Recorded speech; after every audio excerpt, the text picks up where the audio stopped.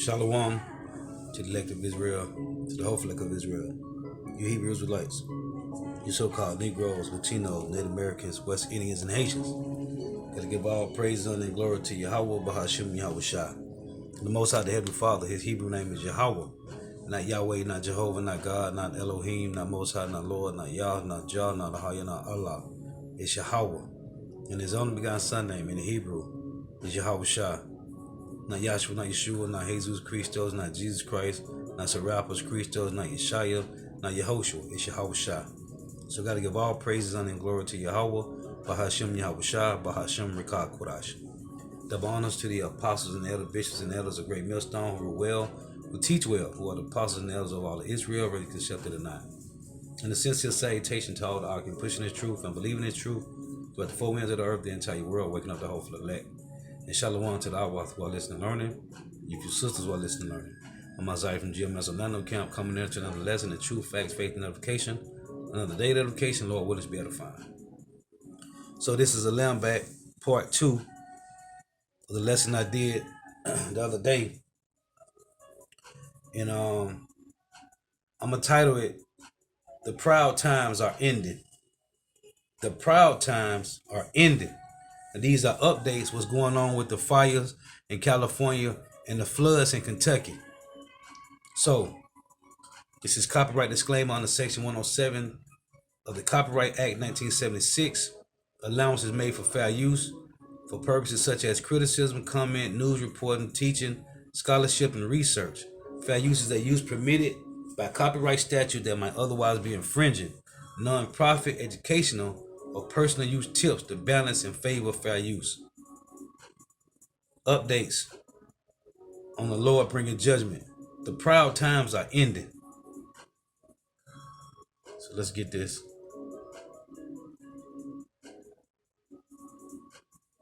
Begin with the latest from that deadly flooding in eastern Kentucky. That's right. The region, which is already reeling, got more rain over the weekend, and it's expected to continue. Alerts are in place for portions of the central and eastern part of the state, where Kentucky has received more than, get this, 600% of their average precipitation over the past week. This morning, at least 28 people are confirmed dead, including 4 children from one family. And sadly, the death toll is still expected to rise, as dozens are still unaccounted for. Kentucky Governor Andy Beshear visited the disaster zone Sunday, promising the state will pay for funerals and doubling the National Guard's boots on the ground. 70 trailers brought in during December's destructive tornadoes will now house those displaced from the floods. And NBC News correspondent Maggie Vespa. Maggie, good to see you. You've been in eastern Kentucky for several days now. What have you seen, and how are things looking this morning? So we'll start with this morning, St. Clair, because it's actually been changing by the minute. We had about an hour and a half drive from Lexington to where we are now, just kind of in the central part of the state that's really been affected here. And it was torrential rain on our drive in here. And you can see bodies of water like this, which have slowly been receding. It's safe to say they're starting to swell at least a little bit again, and it wouldn't take much rain. Our meteorologists have been telling us to flood this area again. And add to that, look at all the damage over here. I mean, this is still left behind in so many parts of the state, and you can see just how strong these floodwaters were the first time around. So the devastation here is unbelievable, and now this is like the last thing people here need. And it's just really jarring emotionally. We were with the family yesterday when it started to rain, and they said this is just obviously going to be really traumatizing for a lot of people after what they saw this week, St. Clair. Understandably, and I mean, you talk about the devastation there. This is the second major disaster that Kentucky has had to deal with in the past year. I mean, just behind you, that is so awful. How are people responding to all of this? They are so traumatized, so shaken. I know you're going to talk to Sheriff Engel soon. We met him earlier, and you know, he knows this more than anyone. But we've just been talking to family after family, and then also just overhearing conversations, like in grocery stores and just out in the public, people just casually saying, like, how much did you lose? How much did you lose? Did you lose anyone you love? You know, how's your family doing? Have you been able to find everyone? Like, people are just, their lives have been turned upside down. And you mentioned the tornadoes. It's this growing club of devastation. And especially that family that I mentioned yesterday, they survived the tornadoes. Their property was not touched by those. But in the floods, we spoke to a woman who watched her son's house be carried away by floodwaters with her husband and daughter-in-law on the front porch, screaming for help, basically surfing the floodwaters on the porch. They eventually had to break a window and climb out up a hillside. They're okay, but she is just still wrapping her mind around what they've all been through. Take a listen. For us, we've lost everything that we can possibly lose. You know, we almost lost 2 family members. We've got them. I mean, the material stuff we can replace. But if they would have drowned in that house at night, I mean, there's no way that, you know, the children's mommy could be replaced. You know, their poppy could be replaced. And that's what they were all worried about.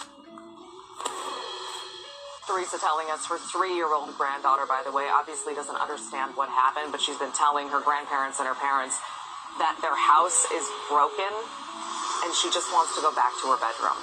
And obviously, guys, she can't. The devastation here is unbelievable. Send it back to you. So much devastation. Chilling, really. Maggie Vespa, thank you.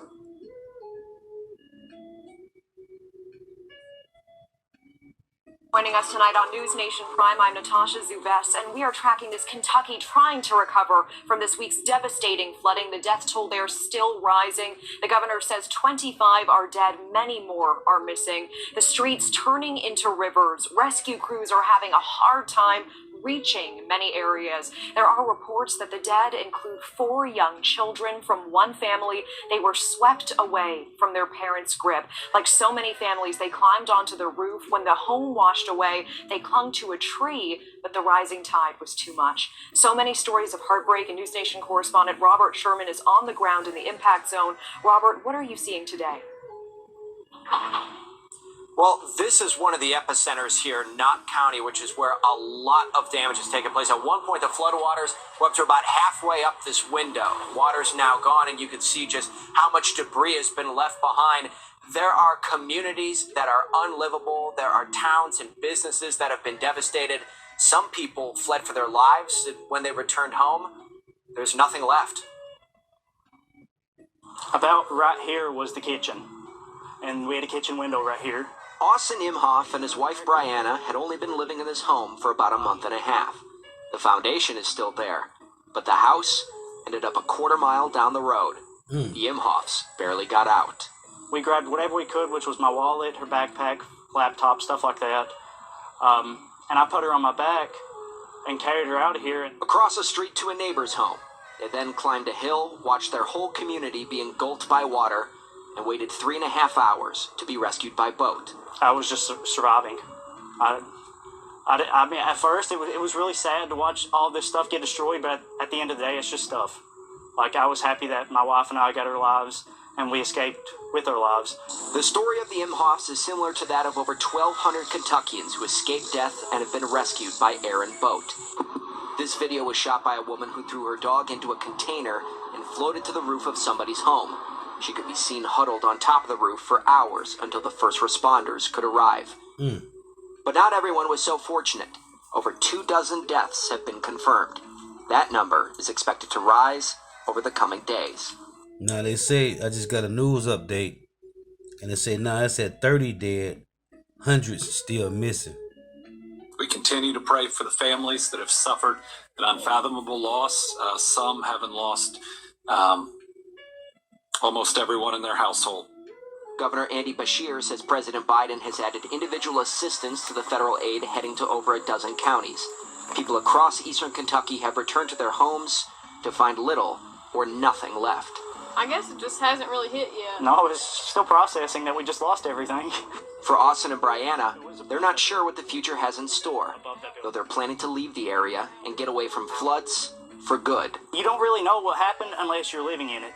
Okay, unless you're there and the water is rising a foot every 5 minutes, you don't understand it. This area where we are. You know what they don't understand is that's the will of Yahweh Shema Rashad, man. This is judgment of the Lord, man. In Isaiah 45:7, the Lord say, He formed light and create darkness. He make peace and create evil. I, the Lord, do all these things. No, they don't understand the mind of Yahweh Shema Rashad. What was already written, man. The proud times are ending, man. And it's going to affect everybody. Are Knott County saw the most loss of life, 14 of the 25 confirmed deaths. Governor Andy Beshear says they anticipate those casualty numbers are going to continue to climb for potentially weeks, if not months. Natasha? Robert, it's hard to fathom, and we know you've been on the ground speaking with so many people. Is there one image in particular or one story that is sticking with you?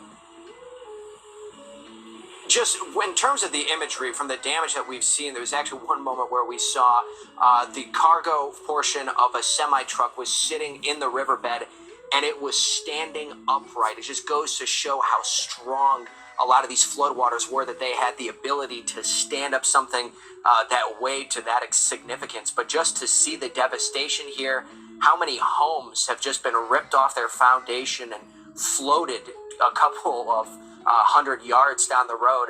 It's just so hard to wrap your mind about how mighty the wrath of nature truly can be. Absolutely. You heard what he just said?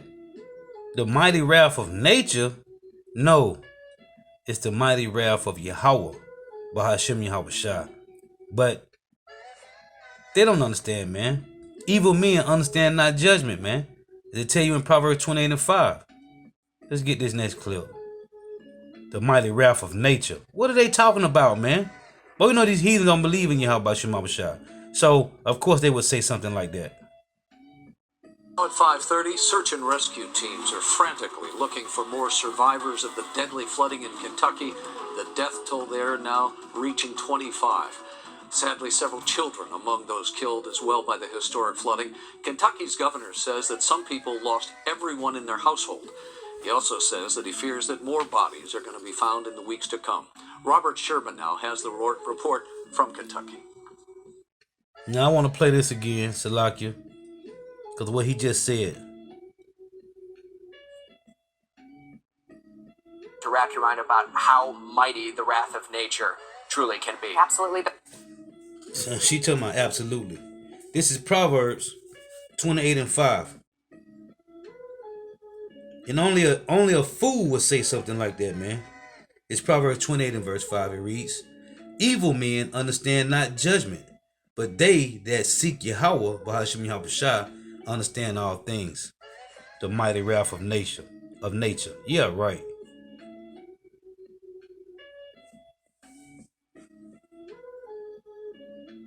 About right here was the kitchen, and we had a kitchen window right here. Austin Imhoff and his wife Brianna had only been living in this home for about a month and a half. The foundation is still there, but the house ended up a quarter mile down the road. The Imhoffs barely got out. We grabbed whatever we could, which was my wallet, her backpack, laptop, stuff like that. And I put her on my back and carried her out of here. Across the street to a neighbor's home. They then climbed a hill, watched their whole community be engulfed by water, and waited 3.5 hours to be rescued by boat. I was just surviving. I mean, at first it was really sad to watch all this stuff get destroyed, but at the end of the day, it's just stuff.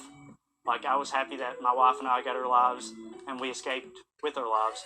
The story of the Imhoffs is similar to that of over 1,200 Kentuckians who escaped death and have been rescued by air and boat. This video was shot by a woman who threw her dog into a container and floated to the roof of somebody's home. She could be seen huddled on top of the roof for hours until the first responders could arrive. But not everyone was so fortunate. Over 24 deaths have been confirmed. That number is expected to rise over the coming days. We continue to pray for the families that have suffered an unfathomable loss. Some having lost almost everyone in their household. Governor Andy Beshear says President Biden has added individual assistance to the federal aid heading to over a dozen counties. People across eastern Kentucky have returned to their homes to find little or nothing left. I guess it just hasn't really hit yet. No, it's still processing that we just lost everything. For Austin and Brianna, they're not sure what the future has in store, though they're planning to leave the area and get away from floods for good. You don't really know what happened unless you're living in it, okay? Unless you're there and the water is rising a foot every 5 minutes, you don't understand it. And sadly, this flooding comes as the state recovers from the deadliest tornadoes in its history, which killed more than 70 people just last December. In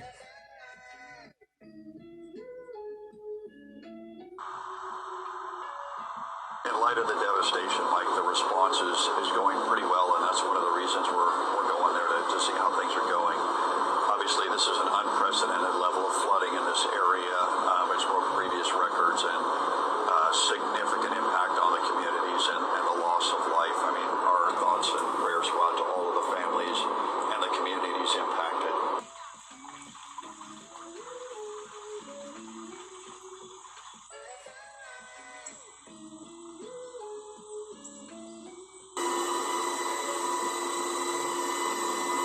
So when you look at the outset, obviously we use a lot of our rotary wing helicopters to rescue people to get to areas that are maybe isolated or cut off.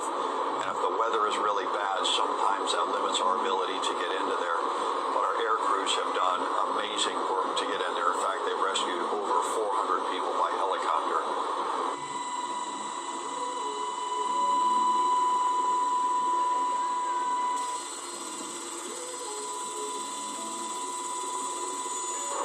For the National Guard, one of the good things and the benefits we have is we're based in all of the communities around the country. And so, in many cases, we're the first ones that are able to work with the local first responders and regional first responders to get in there and save as many lives as we can and try and mitigate as much damage as quickly as possible.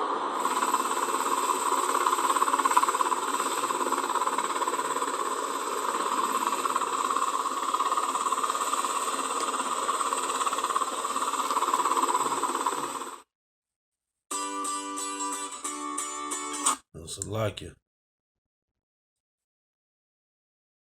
Flooding. 10 million Americans across several states under flood watches overnight. A state of emergency declared in Las Vegas and a disaster declaration in Kentucky. The deadly flash flooding causing historic and widespread damage. Rescue crews in Kentucky desperately searching for hundreds of people who are still unaccounted for as the death toll rises. ABC's Mola Lengi is there in Hindman, where the floodwaters are receding this morning, revealing the extent of the damage. Good morning, Mola. Well, good morning, Eva. Yeah, what we're seeing is that it's not easy to clean up a disaster, especially one as forceful and as powerful as this flood was. You see how it mangled and tore apart buildings. It ripped open the pavement here, exposing utilities, water mains, and gas lines. It washed away homes, washed away cars. And, of course, that's not to mention the loss of life. All of this as some folks are still unaccounted for. This morning, the search continues for the missing after catastrophic flooding in Kentucky. Water started flooding into my car. The water just beginning to recede. Unless you lived it, you have no idea what it's like. The death toll climbing to 16. And that's what so-called Negro, Latino, Native Americans, West Indians, and Haitians keep telling you devils. You haven't lived it. You don't know how it feels. Well, the Lord is bringing his judgment upon you people now. Deuteronomy 30:7, the Lord says he's going to make all these curses that fell upon the Hebrew Israelites, it's going to fall upon our enemies, man. So welcome back. Welcome back. Kentucky Governor Andy Beshear expecting the worst. Folks, it's gonna get a lot higher. 6 of those killed were children, 4 siblings. 300 people have been rescued from floodwaters so far, at least 100 saved by air. I was right. The Lord is not a respecter of persons, right? So he's going to kill young, old, maids, little children. He just throw in the towel and surrender. Actually, I thought it was over with. More than 330 more displaced and staying in shelters. I don't know what we're going to do. We don't have no place to live now or anything. 95% of the people in this area here has lost everything. Houses, cars, animals.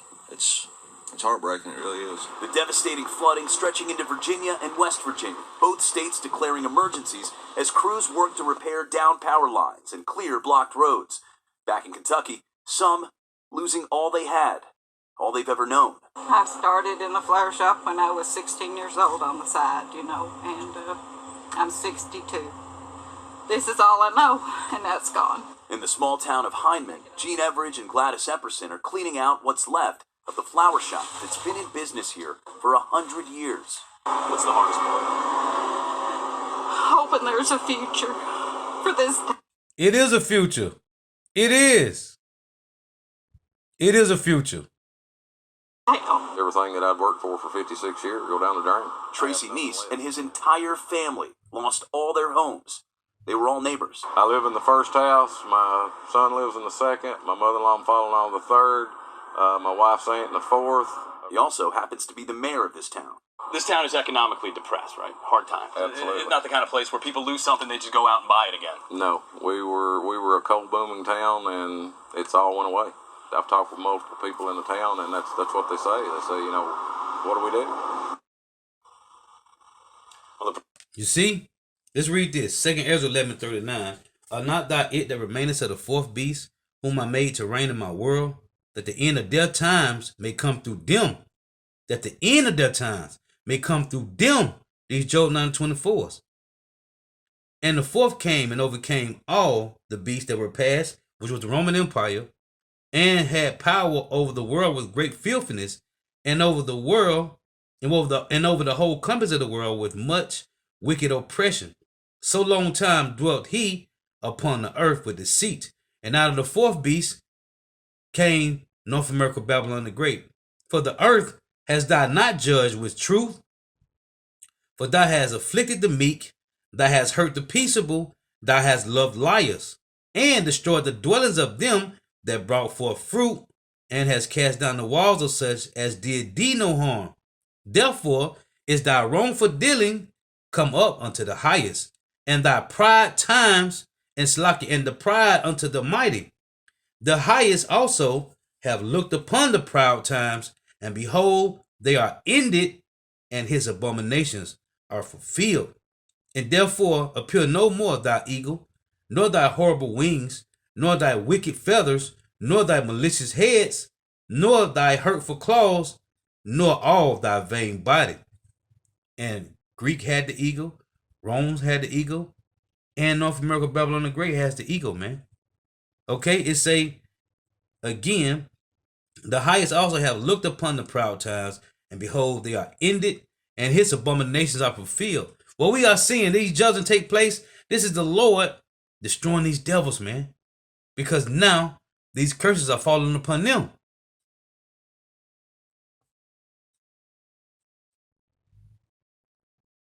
Rages. One South Bay man watched as flames headed directly towards his home outside of Wairika. Fire has already burned more than 50,000 acres over the weekend, and there's still no containment.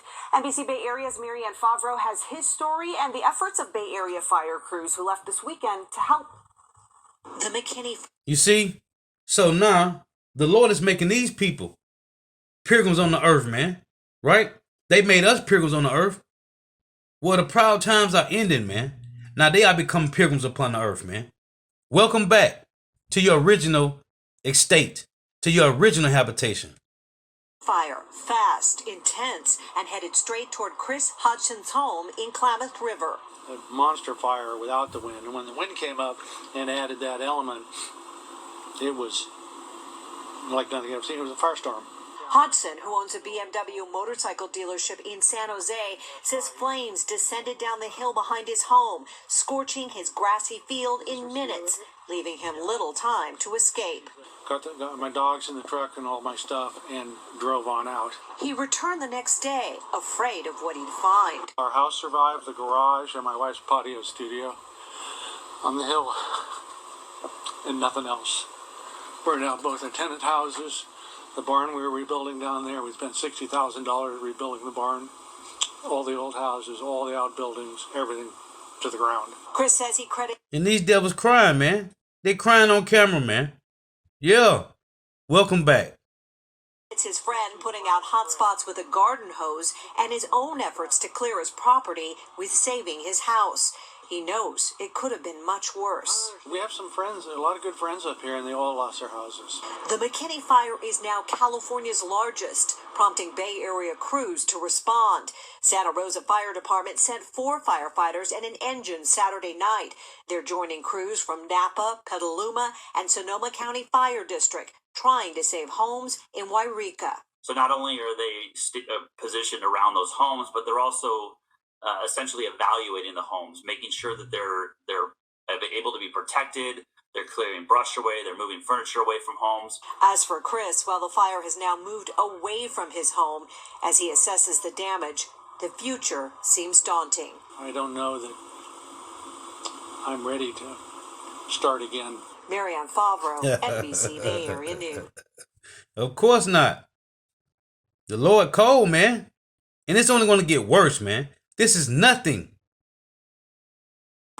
Fire erupts in Northern California, now at 5, an intense firefight just south of the Oregon state line. Crews facing dangerous weather now 48 hours since the McKinney fire broke out.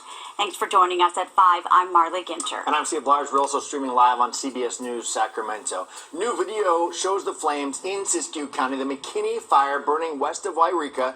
And new numbers within the past couple hours. It's grown to more than 51,000 acres. Last night containment was at 1%, but now it's back to 0. Strong winds and thunderstorms making for a tough firefight. And in addition to the McKinney fire, there are 10 other lightning-caused fires currently burning the Klamath National Forest. The flames forcing thousands to evacuate, including the town of Wairika, population 8,000. Evacuees left waiting and wondering. I don't have a residence. I mean, as far as I know, I don't. There's no update on whether or not my place is gone. And when I got to the community center, it was almost on fire. I'm like, holy crap. This isn't good. So I put the freaking pedal to the metal and I boogied.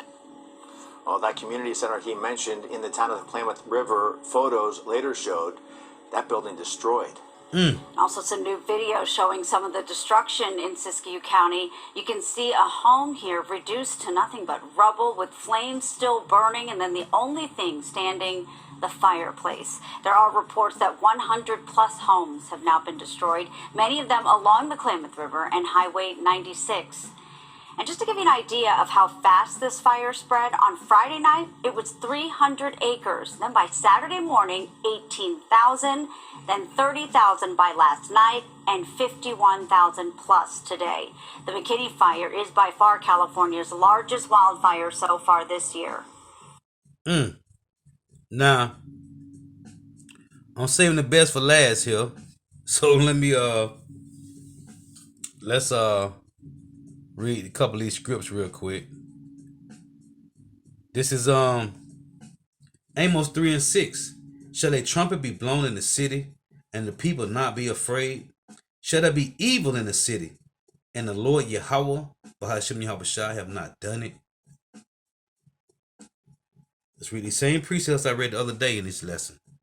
Isaiah 28:2. Behold, the Lord have a mighty and strong one, which as a tempest of hail and a destroying storm, as a flood of mighty waters overflowing, shall cast down to the earth with the hand. Isaiah 29:6.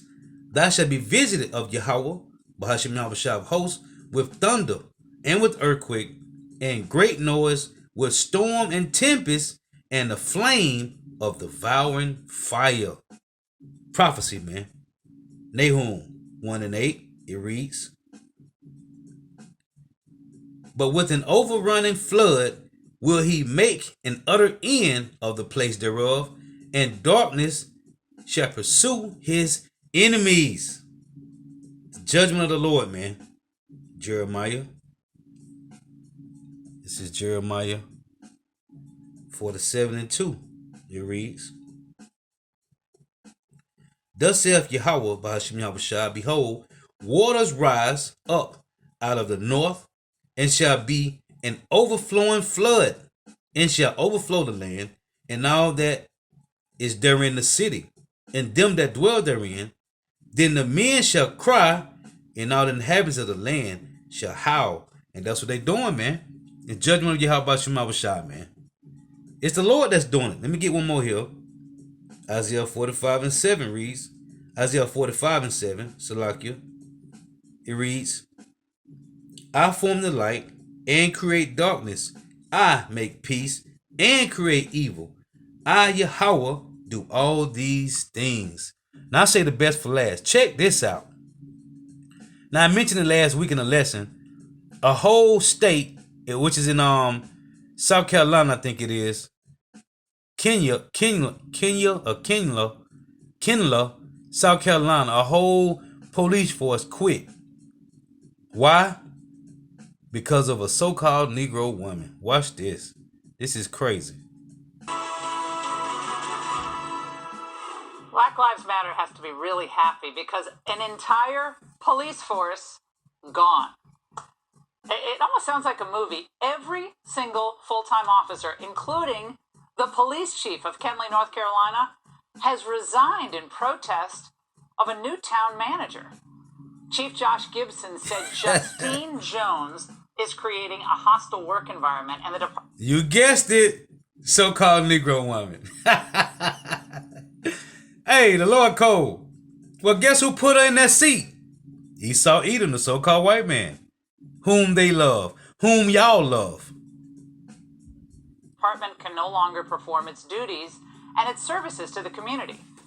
Chief Gibson joins me now exclusively, along with his attorney, Hyde Philbeck. Chief, how has the town manager created a hostile work environment for law enforcement? Well, she came in, first of all, to start giving us tasks and all these projects all the time. And unfortunately, we're a very low-man department. We only have 5 officers. And I was working double shifts at the time to try to keep up officer safety and be there with other officers in case something happened. We're a town of about 2,000 people. And so she kept on doing things like that. So it's North Carolina. I thought it was South Carolina. So it's North Carolina. Kenly. This is crazy, man. This so-called Negro woman taking over, man. In Jeremiah 31:22, the Lord said he would create a new thing in the earth when a woman shall come past a man. Okay? Prophecy, man. Show you that Babylon the Great is going down, man. Then at one point, she wrote me up. And she wrote me up for being late for work. And I was like, no, ma'am, I haven't been late to work at any time. She said, yes, you have. You've either been in the hallway, in the foyer. You have not been sitting at your desk at 8 o'clock in the morning. I was like, yes, ma'am. Then she wrote me up for going to businesses and talking with businesses. She wrote me up for talking with council members that I've known for 20 years. So she was targeting you, Josh. Josh, so you think, Yes, I'm actually looking at the, her reprimands of you, her written warnings, and I'm thinking to myself, she didn't like you. She was targeting you.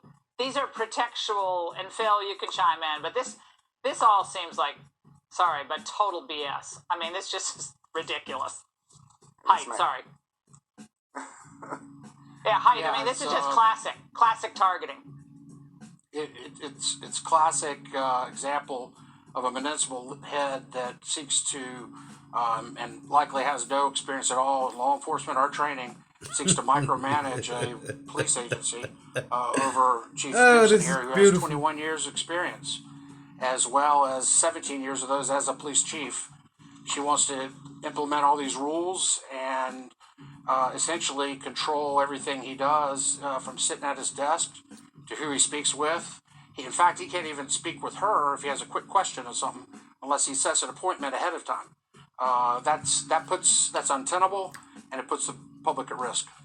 Well, how did she get hired? Because I see that she sued a previous employer for racial discrimination. Right, a black woman obviously sued her previous employer, Richland County, South Carolina, for gender and racial discrimination after she was terminated in March of 2015, alleging hostile treatment by Richland County leaders and her supervisor, retaliating for reporting bad behavior. That lawsuit was later voluntarily dismissed, although court records don't reveal why. So how did you go from South Carolina suing for racial discrimination, ending up in your small town in North Carolina, Josh? Because Esau put it there to shut her up, man. Okay? They put it there to shut her up, man. Who hired her? I wish I could. The town council does that. They use a company called Triangle J that supposedly vets these people, and they give like a nomination for them to select these candidates. And so it was all with the town council. We were not included in any selection process or vetting of anything. It was all with the town council. She probably was going to sue because she probably had a good case and probably was going to win, more than likely. And they shutting her up by putting her in, by putting her in this spot, man. Who knows? Council in Triangle J. And hi. This is Isaiah 3 and 12. It reads, "As for my people, children are their oppressors, and women rule over them. O my people, they which lead thee call thee to err, and destroy the way of thy paths." Well, guess who did it?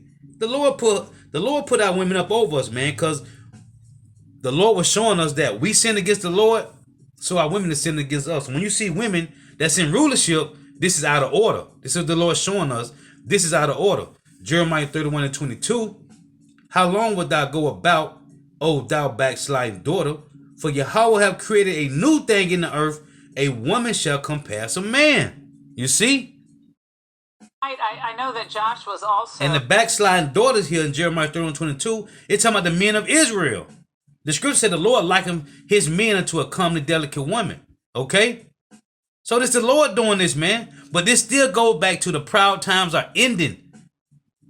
The scripture talks about give water, neither a passage, neither a wicked woman liberty to gather abroad. Well, who gave our women liberation? Women's lib, the so-called white man. So now they get to take it and run with it, man. That's what we see. So now they crying about it. No, deal with it. So, accused of socializing in town? Yes. What? What? So you're never supposed to social? I don't even understand this. Yeah, keep in mind, Chief is from that area. It's 2,000 people. Everyone knows everyone. He's known people for many, many years. And part of important duty of being a police chief is community outreach and be able to connect with community. His socializing, quote unquote, is reaching out to the community and keeping the relations in good stead and hearing from them and getting feedback from them so he can be the best police chief that he has been. Well, Chief, that's what Black Lives Matter and all these social justice activists said that they wanted. The police to get in with the community, as Hyde just said, and work with the community, find out what's on their minds. But now I guess we have to get new marching orders. That's not what you're supposed to do. You know what? The Lord called, man. Again. This is Yahweh Shema Bashai, man. This is Psalm 75 and 4. "I said unto the fools, deal not foolishly, and to the wicked, lift not up the horn. Lift not up your horn on high. Speak not with a stiff neck." That's what this is. Now the Lord is turning your hands upon you. As the scripture talks about it, man. Their feet shall fall into the trap that they have set. Okay? So Lord wants to edify. Got to give all praise, honor, and glory to Yahweh, Ba'ashem, Yahweh Shah, Ba'ashem, Rikah, Kodash, the abundance to the apostles and elders of great millstone, rule well, who teach well, who are the apostles and elders of all Israel, ready, concepted, and not, in the sincere salutation, to all the Ak and pushing this truth and believing this truth throughout the four winds of the earth, the entire world, waking up the whole floor elect. Shalom to the Akwath who are listening learning, if you sister who are listening learning. Lord was edifying. Till next time I say Shalom, Wa Abba Ball. 1 Samuel 2 and 6, 2 and 3. "Talk no more so exceedingly proudly, let not arrogance come out of your mouth. For